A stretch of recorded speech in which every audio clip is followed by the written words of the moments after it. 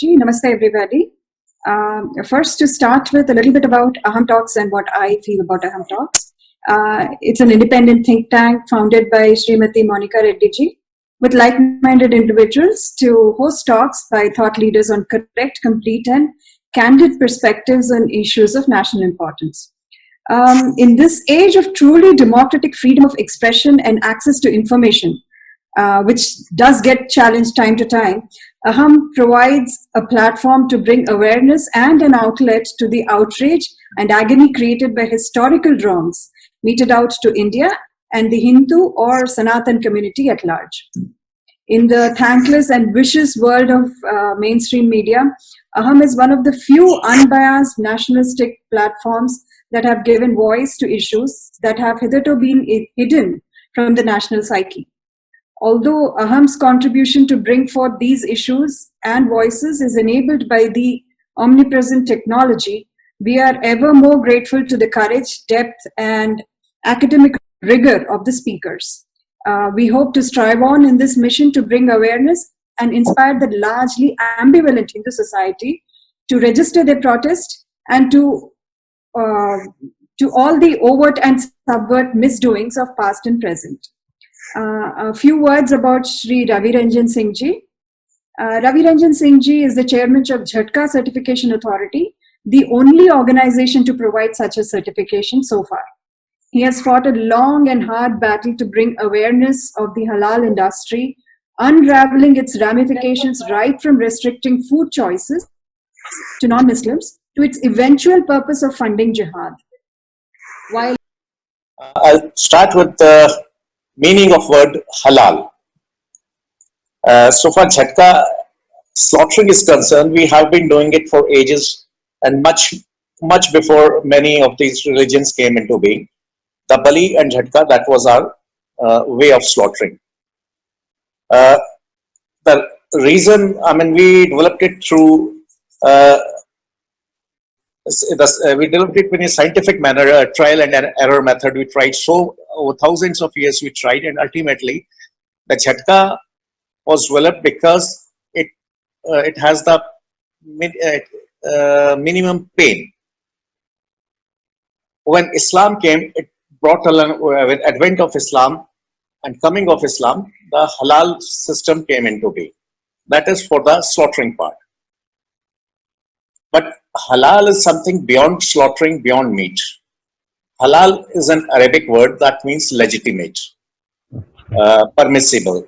And this legitimacy is for everything, not only for meat, how to drink, what not to drink, how to move, how to walk, how to eat food, etc. Everything is, and in Islam, it is not product or services, it's product, services and concept. Every product, service or concept is either halal or haram. So that is first we have to understand. And this word haram and halal, they were in Arabic language much before Islam came into being.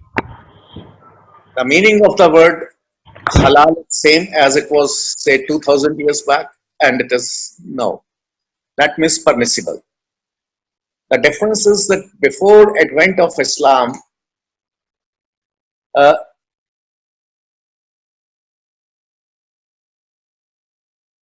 they had their own version of halal and haram. Jews had their own halal that was kosher. Then Yazidis and pagans and Christians, they all had their communities had their own halal. After Islam, the Islamic halal became a central force and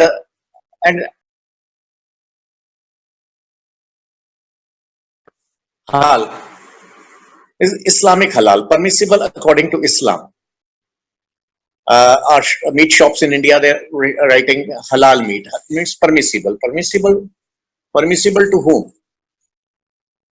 Permissible to whom? Permissible for Muslims. So that is what we have to understand. Halal, the word halal. And it has many, the word halal has traveled a lot. One pre-Islamic days, then Islamic days, and the present times. Well, nowadays since 100 years back, there was nothing like halal certification because it was not needed. Everybody knew everybody in the town. There was not this kind of globalization, so you have to find out the source, etc., etc. Now, post World War II scenario, when the uh, commuting became very easy and safe and cheap, there was a lot of migration to Europe. A lot of Indians migrated to Europe. So this is all how it started. And there it was felt by Muslims that they need a halal certificate. So that is how the halal certification came into being. Second, I mean, this widespread. There might have been some little certification somewhere, or uh, that was step one. Then the step two was at that point of time, a lot of meat was imported from Latin American countries, especially from Mexico and Colombia. So the Muslim community there decided that anything that is from Colombia or Mexico or any Christian country cannot be halal as per the definition of halal. Now here, let's take it in two parts. One is the meat part, the slaughtering part, and other is the rest. For meat part, slaughtering part, there are conditions like uh, what has to be recited there, and who, and the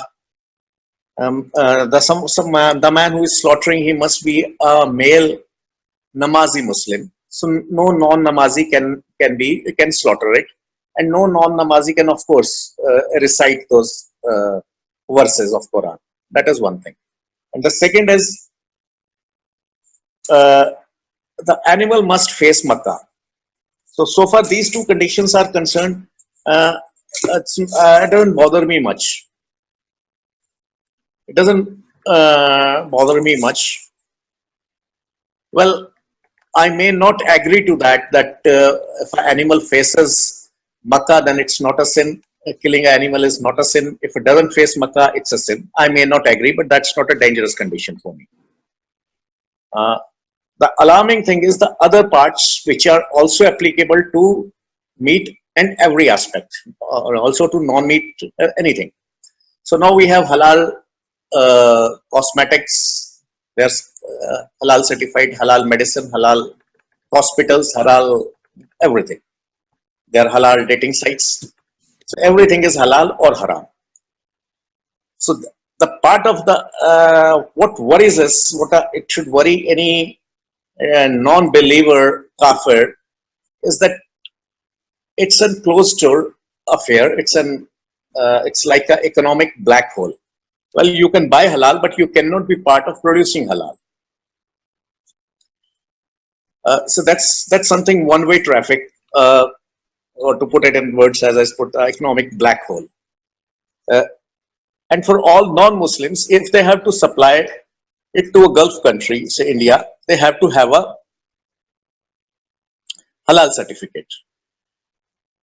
And this certificate is for non-Muslim countries. This is open to all. All is that they have to subscribe to their values. At least notionally, they have to subscribe to that values.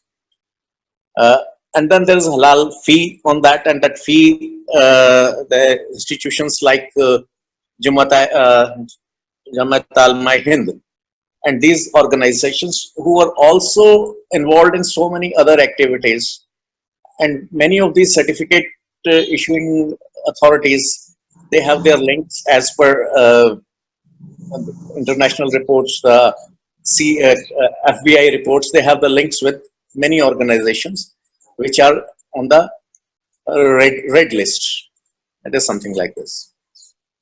So while this is discriminatory, that no non-Muslim can be given any employment. He or she will not be provided any employment. Well, here in India, just like many of organizations, many of our medicines, we are supplying it to Gulf. They are halal certified, and they are having Hindus as their employees. So that is what that's what is contradictory. On one hand, it is that no non-Muslim can be given any employment, but on the other hand, non-Muslims are getting halal certificate, and they are also in their organization. But what we have to understand is that there is a different set of laws for Darul Harb and Darul Islam. Hello, hello. Yeah, we are able to hear you, Ranjanji. You We please are able carry to on. hear you, Ravi. Yeah. There's a different set of rules for Darul Harb and Darul Islam. Let's say Pakistan, one can do without any non-Muslim. The business can be well done, well established, well run without any Muslim. So their halal means that you don't have any non-Muslim employee. But same is not possible here in India. Say, let's say in somewhere in a factory somewhere in Madhya Pradesh or in Gujarat or Himachal. It's not possible to have only Muslim employees, skilled labor, unskilled labor, chartered accountants, and everything. So there it is a waiver that even with non-Muslims you can do it to the point it's permissible to the point where it's not possible. So that is what is exactly halal. So now when we like for example there's in Mumbai there's a halal hospital. At the face of it, it looks very nice. There is a prayer room. There is the beds will face Makkah only, etc., etc. There is no harm in that if a bed faces Makkah or anything or this thing. But uh, the prayer will be Muslim prayer only. That is one thing. I mean, on the speaker, it will be Muslim prayer only. Individually, I don't know if there's a non-Muslim patient, will he be or she be allowed to do that or not? That is one thing. Second thing is when there is a halal hospital available, well, we have a medical tourism and all this. Now, these tourists, they will, from Gulf, they will definitely prefer to get treated in a halal hospital or stay in a halal hotel. That means, in other words, others are losing the business. So to compete with that, then I have also to get my hotel, my hospital halal certified. So this is the core problem. So that I mean, it's a chain reaction. It's one halal leads to another halal, third halal, fourth halal. And that, like much talked about as Patanjali and Baba Ramdev. Yes, his products are also Baba Ramdev's products. Patanjali are also halal certified. But let's say if we pressurize Patanjali not to go for halal, only thing is that Baba Ramdev will be replaced by some Mr. Shamdev. The problem will still be there. So the problem is not with the supplier, problem is not even with the halal certificate. Rather, halal certificates make me understand this is halal and gives me my choice. If I want to have halal, I can have. If I want to drop it, but at least I know it is halal. Whereas when there is no certificate, even that is halal, I'm not sure it is halal or not. That is one thing. So same, if we replace it A by B, B by C, that's not going to help at all. Now let's see at a bigger level. Say as a country, we decide that we are not going to support halal or supply any halal products, no halal certified products to Gulf, etc. Now, what again? Some other country, be it ABC country, that will replace us. So, what we have to do here is there has to be a collective effort. This is not the problem of India. This is a universal problem. Even France is there. There are different sections there, and we don't have that kind of different sections here. So while we purchase halal, it is, I'll say it's just like paying my own supari, paying for my writing my own death warrant. That's what we are doing because all this money is ultimately for uh, to propagate Islam. That means, in other words, it is to convert me, to bring me to Islam, and I'm paying for that. So that is one thing. Now, what this is right from past to present, and what is stored in the future is now we have halal certified companies, halal banking, and halal stock exchanges. Now, halal stock exchange is something like reverse jizya. well, you will not be uh, asked to pay penalty for not having halal, but the halal will getting the concession. So it is the other way of putting it.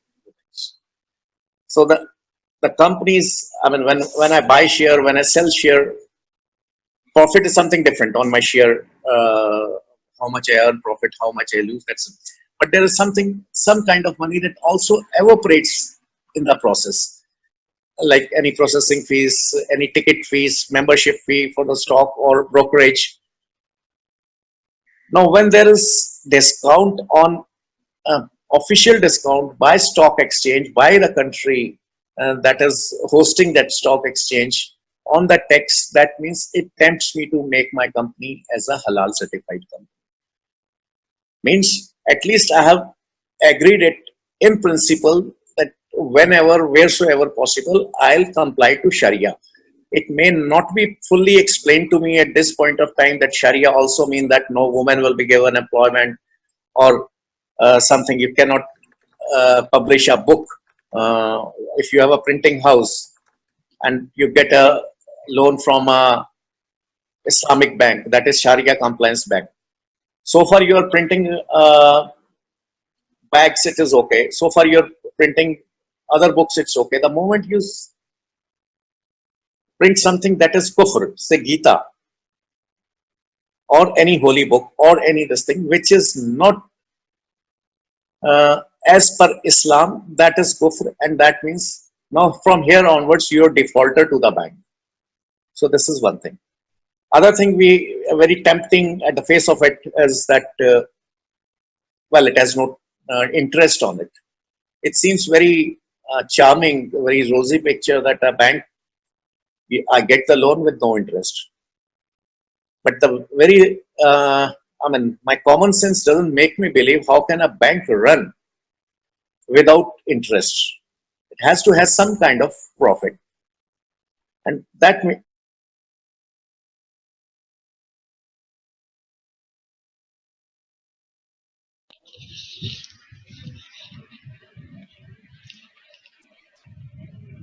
You have gone on mute, Raviji.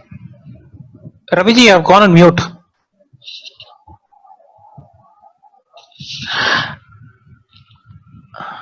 Sushmita ji, can you unmute Raviji? yeah. I'm unable to. I think it was from Yeah, his he's end. back. He's back. Raviji, just a request. Can you please have the camera little away, and also like this, and also you just went on mute. So you'll have to be careful about about. I don't know how it went mute anyway. Yeah, please continue. Please continue. Thank you. Am I audible now? Yes, yes. Yeah. Yes, you can continue, sir.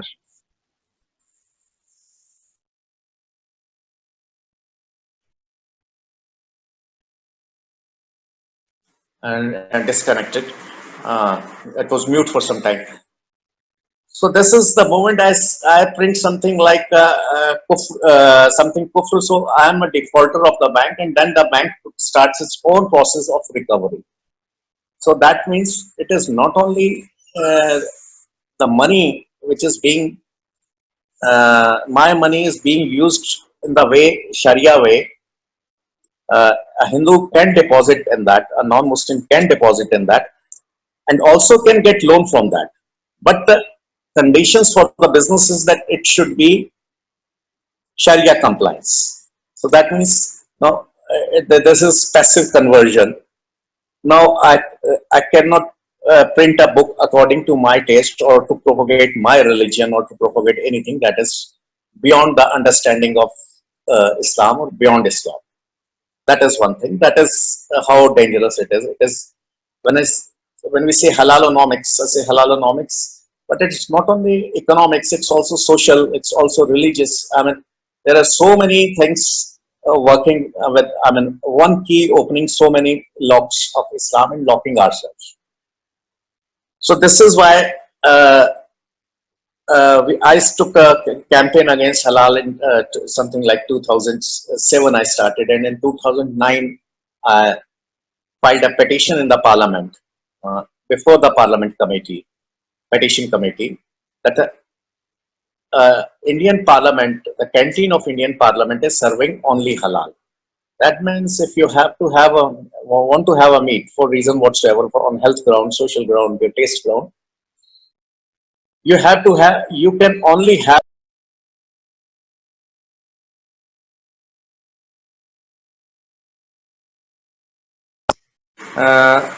that either Parliament of India, uh, the catering agency for the catering is Indian Railways, Northern Railways. Either they should serve both kind of meats or none. So then it was a long struggle till 2020 when in January the speaker decided that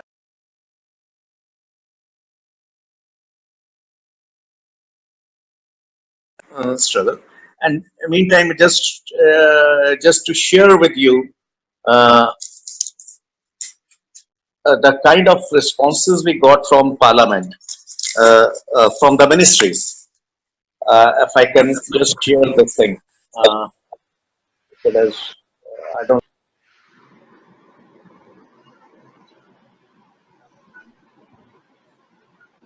You'll have Here to the keep government department. Very clear Ravi ji, आपको थोड़ा सा उसको पीछे पीछे रख के थोड़ा सा दिखाना पड़ेगा. Okay. Ji. This is a response to the petition that you filed in the petitions committee in the parliament, is it? The copy. The responses from the Ministry of Animal Husbandry, Dairy. Please post it in the group, WhatsApp group, so that we can see it.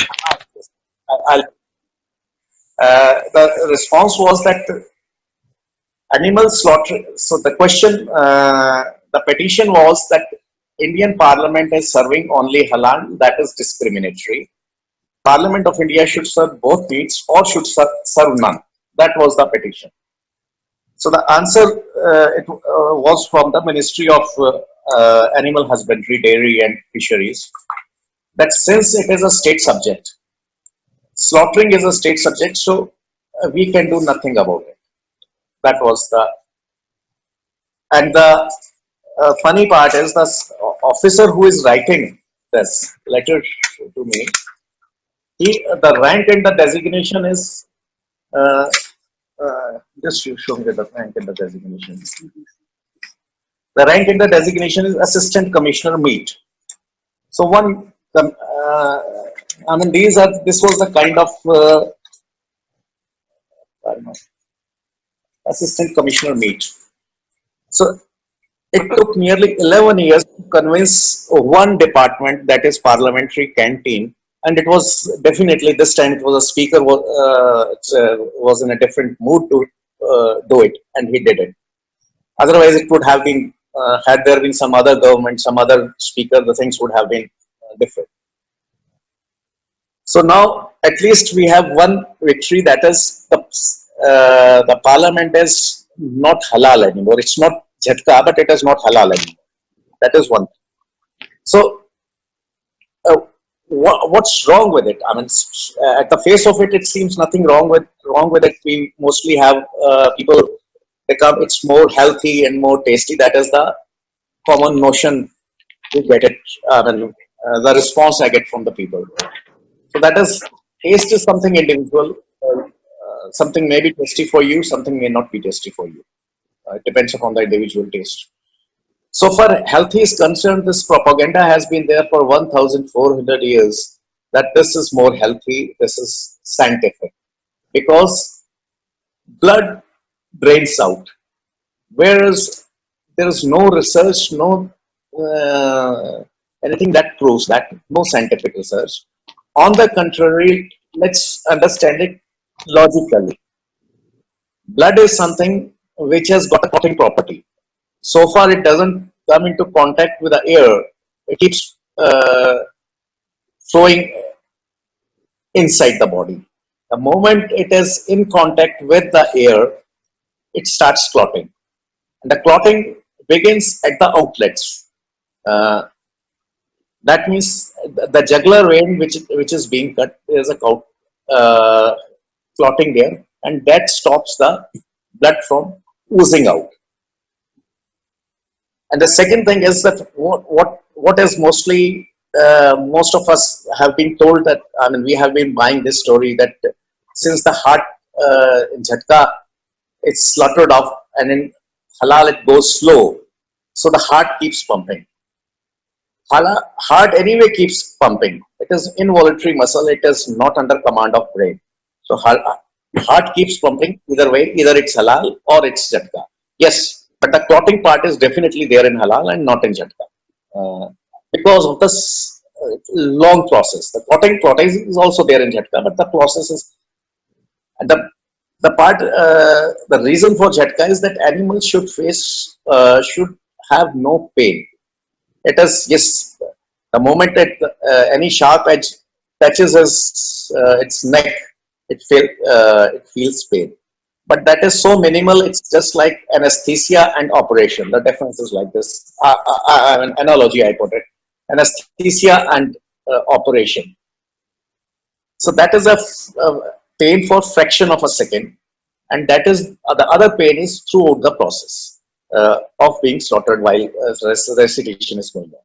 So this is difference between halal and Jhatka slaughtering. And then rest is economics, the rest is social campaign or what do you say, social distancing, so that no non-Muslim gets into it, and ultimately they are cornered socially and economically. So that is what is the difference. And now to counter it, this is the part of the problem. The solution is that, I mean, how it all started. Well, after filing a petition, there was a query that have you filed? Somebody asked me that, have you filed a petition? I said yes. So this man was interested in setting up Jhatka plant. And ultimately he said he is not able to sit because the government is asking him to submit a document that it is halal certified. So this man, he said, I'm not a Muslim, I'm a Hindu. My whole teachers, and I'm not going to. The man was stuck in between. Half of the project was done. The permission was not granted. So then ultimately there was a compromise between the department and this man that you come with a Jhatka certificate. When this man approached for Jhatka certificate, there was not even a single agency that was issuing, other than the municipality for their own slaughtering houses. There was not even a single agency that was issuing Jhatka certificate. That is how we established this Jhatka certification authority. That time we called it live values because we were certifying everything, and now we are certifying Jhatka under live values, Jhatka under Jhatka certification, and other certifications, other ethical certification under the other title. So that is a part of the journey. I'm just making myself making you familiar with how it started, and now. And it is increasing day by day. We have seen how the Jhatka shops have been vanishing, and how all products are now halal certified. Just now, I just a little this thing. This is a packet of chips, which has a green dot here. That means it's vegetarian. And on the other side also there is a green dot. That's vegetarian. Just it makes that's a vegetarian. But on the top there is a just above that there is a halal certificate, the blue certificate. That's the halal tag. So while this is vegetarian, this is also halal. So we are taking halal goods, halal products, halal goods, halal services, everything, without realizing, because we don't bother to check this little tag there, the halal certificate tag.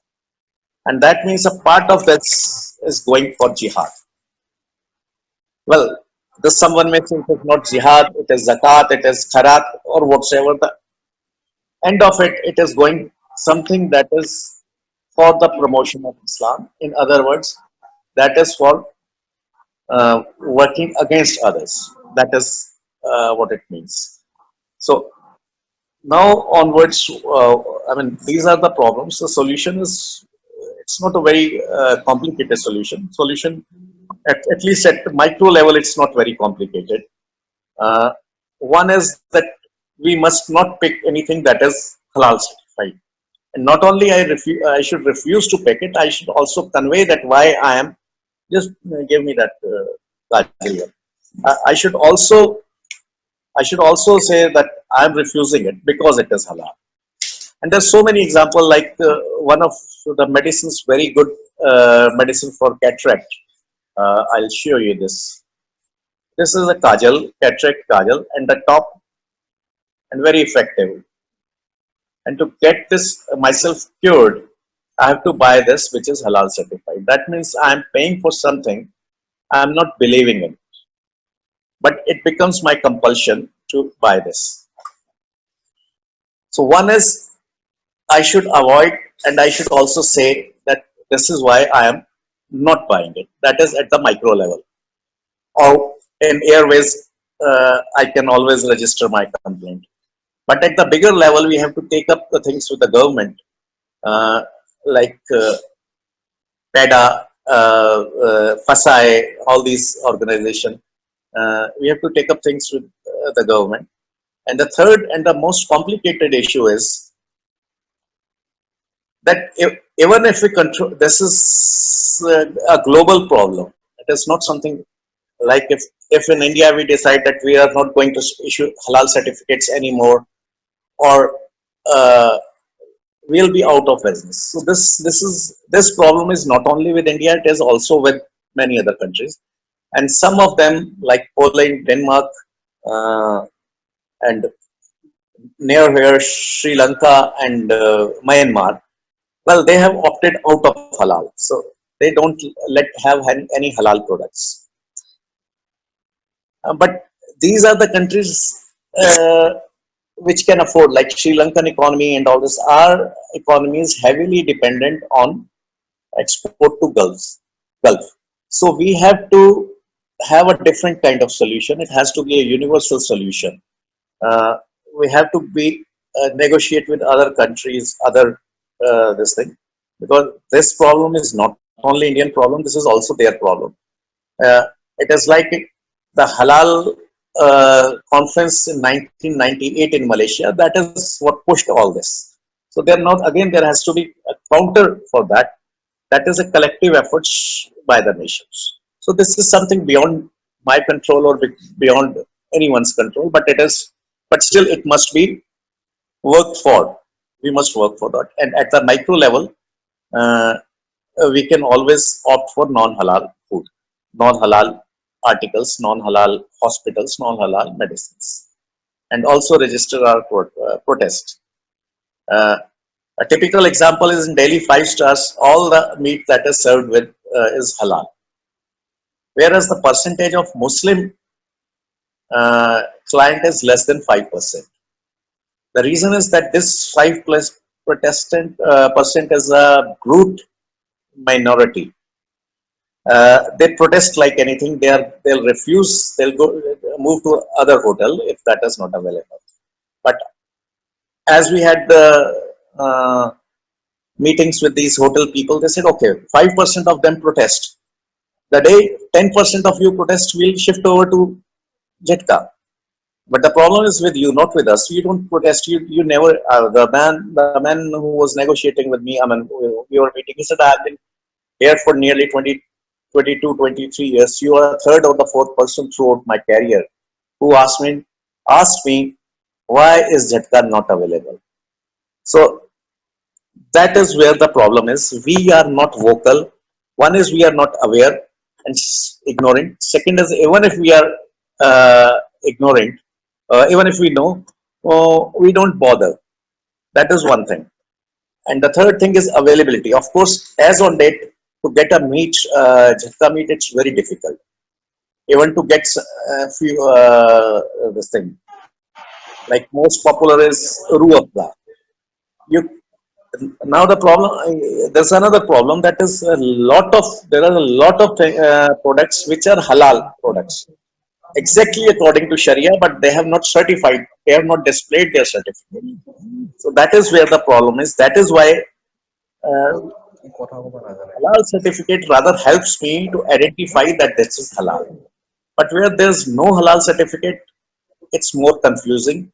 It's rather it's something secretive. So that is why we need a Jhatka certificate to be sure that this is not halal, this is Jhatka.